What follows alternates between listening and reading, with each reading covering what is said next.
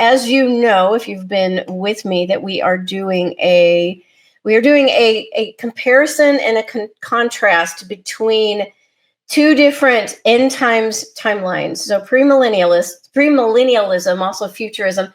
This is the timeline that most of us grew up with, that we all learned as we were growing up with. Most of us, this is the only one that we've ever heard of. So we're starting with that, and then we are comparing and contrasting that with partial preterism. That's also known as victorious eschatology. I used to be a premillennialist. I grew up with it just like the rest of you. But several years ago, I read a book, this book right here, Victorious Eschatology, A Partial Preterist View by Dr. Harold Eberly and Dr. Martin Trench. And it introduced me to this alternative biblical end times timeline of partial preterism, victorious eschatology. And the evidence for it is so compelling that I now am a partial preterist. And so that's what we've been talking about, these two different timelines.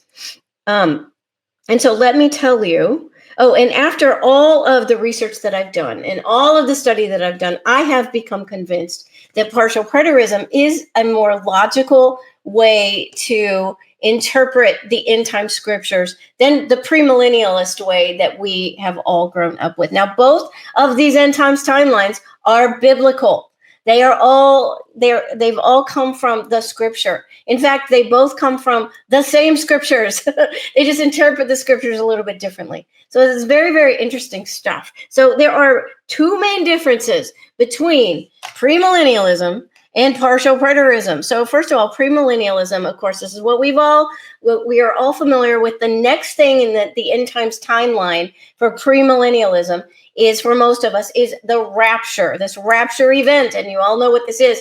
We hear this trumpet sound and Jesus comes down. We see him in the sky, and all of the Christians go up and meet Jesus in the air, and he takes us back to heaven with him. And that's the first thing. And then the next thing that happens after that, according to premillennialism, is this 7-year tribulation period in which all these terrible, horrific things are going to happen. And this satanic antichrist is going to rise to power. And it's just going to be horrible, horrible, horrible things.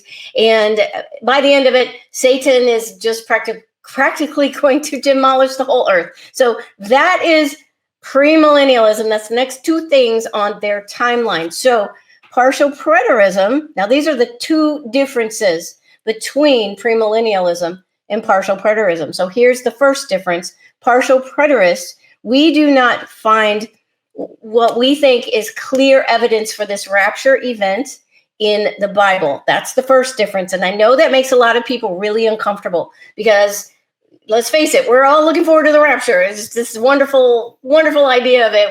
We've been hoping for it and waiting for it for so long. So people don't like for somebody like me to come around and say, I don't really see anything about that in the Bible. So I understand that makes a lot of people really uncomfortable. But here's the other difference between premillennialism and partial preterism. And that is that partial preterists do not believe that there's going to be this coming 7-year tribulation of all these horrific things, and Satan is basically going to demolish the whole earth.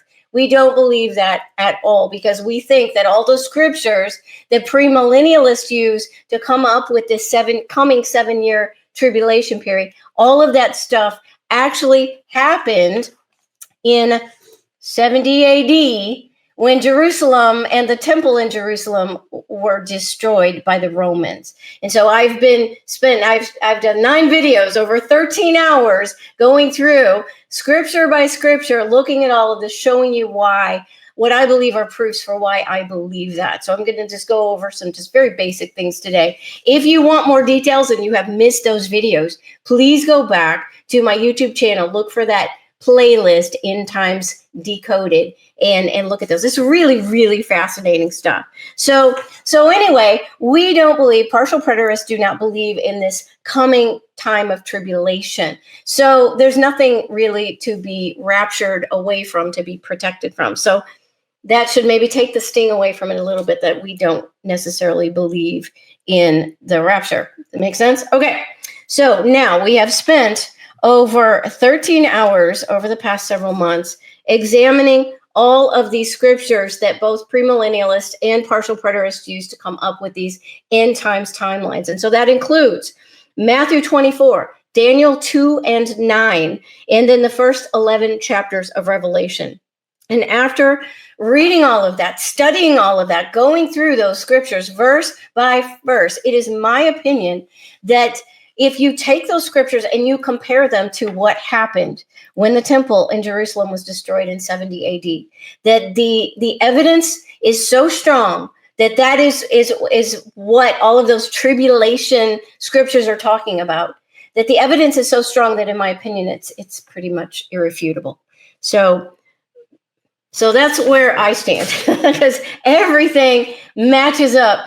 The things Jesus prophesied, the things that were prophesied in Revelation about all these things that premillennialists think haven't even happened yet. When you match it up with what actually happened in 70 AD, it's so it matches, everything matches perfectly.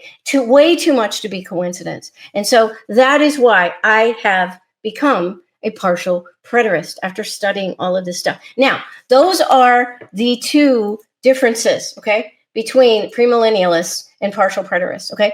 But that is the only two. Those are the only two differences, okay? Everything else about the end times, about eschatology, we agree with, okay? So that means we agree that Jesus is coming back. We absolutely, partial preterists believe Jesus is coming back. We believe in the resurrection of the dead, which the premillennialists also believe. That is prophesied when Jesus comes back, the second coming, not the rapture, the second coming. We believe in the millennial reign.